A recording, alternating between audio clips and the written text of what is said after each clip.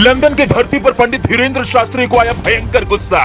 जब पहली बार एक लड़की ने बाबा को ललकारा, खुलेआम मंचों से 27 साल के लड़के ने खोल दी पोल। लड़की शर्म से पानी पानी हो गई।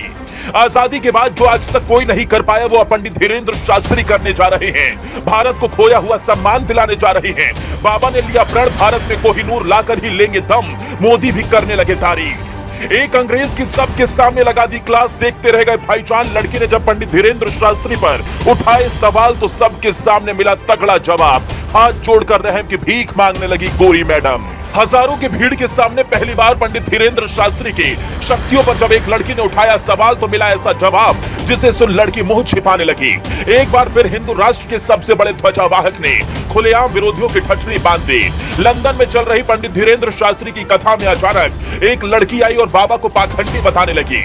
ये सुनते ही पंडित धीरेन्द्र शास्त्री को आया भयंकर गुस्सा, और फिर दुनिया ने देखा बाबा बागेश्वर का दिव्य चमत्कार। लंदन की एक महिला ने दावा किया कि दरबार में सब पहले से फिक्स होता है। धीरेन्द्र शास्त्री से उसने कहा कि आप पहले से पता कर लेते हैं जो भी दरबार में आता है।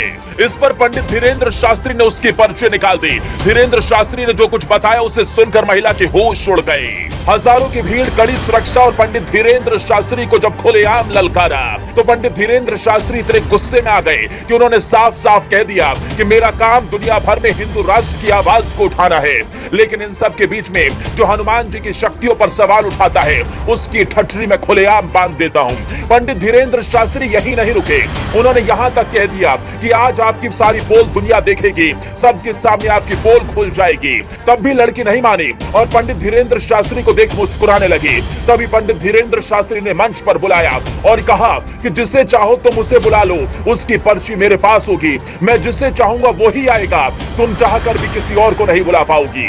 पंडित धीरेन्द्र शास्त्री का चमत्कार देख वहां बैठे हजारों की भीड़ में लोगों ने ताली बजानी शुरू कर दी। इस पर लड़की कुछ बोलने ही वाले थे, उससे पहले पंडित धीरेन्द्र शास्त्री ने उसके बारे में जो कुछ भी बताया, उसे सुन लड़की के भी होश उड़ गए, पैरों तले जमीन खिसक गई।